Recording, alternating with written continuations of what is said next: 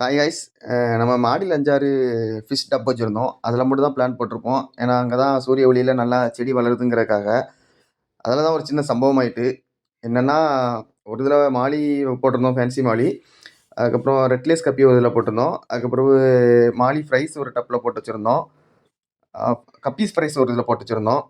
இதில் மாலி டப்பில் உள்ளதில் மட்டும்தான் மாலிஸ் உயிரோடு இருந்துச்சு. மற்றதில் ஃபுல்லாக செடி இருக்கிறனால நம்மளுக்கு அப்பப்போ இற மட்டும் போட்டு போயிடுவோம். அதில் நம்ம எதுவும் செக் பண்ணி பார்க்கல. இன்னைக்கு தான் செக் பண்ணி பார்த்தேன். உள்ள ஒரு இதுலேயுமே மீனை காணோம். மாலியில் மட்டும்தான் மீன் கிடந்துச்சு. அதான் பேரண்ட் மாலி ஃபுல்லாக பிடிச்சிட்டு உள்ள ஃப்ரைஸ் ஒரு 8 ஃப்ரைஸ் கிட்ட தேறிச்சு. அதை தனியாக பிடிச்சி போட்டேன். பிடிக்கும்போது தான் கவனித்தேன், உள்ள முரட்டால ஓடிட்டு இருந்தாங்க. அதான் தண்ணியை ஃபுல்லாக ட்ரெயின் பண்ணிட்டு பார்த்தா ஃபுல்லாக தட்டாம்பூச்சியோட லாவா. அவ்வளோத்தையும் கொன்னதுக்கப்புறம் தான் எனக்கு மனசுக்கு கொஞ்சம் நிம்மதியாக இருந்துச்சு. இதேமாரி தான் எல்லா டப்புலையுமே கிடந்துச்சு. இதை கொன்னுட்டு இருக்கும்போது பார்த்தா ஒருத்தன் நயாக்கா ஒன்று நழுவி போய் தனியாக ஓரம் பண்ணிட்டு இருந்தான். அவனையும் கொன்னுட்டு அதுக்கப்புறம் நான் பிடிச்சி வச்சுருந்த மாலி ஃப்ரைஸை ஃபுல்லாக தனியாக ஒரு டப்பில் போட்டேன். டெம்பரேச்சர் செட் பண்ணிவிட்டு அதுக்கப்புறம் டப்பில் இறக்கி விட்டேன்.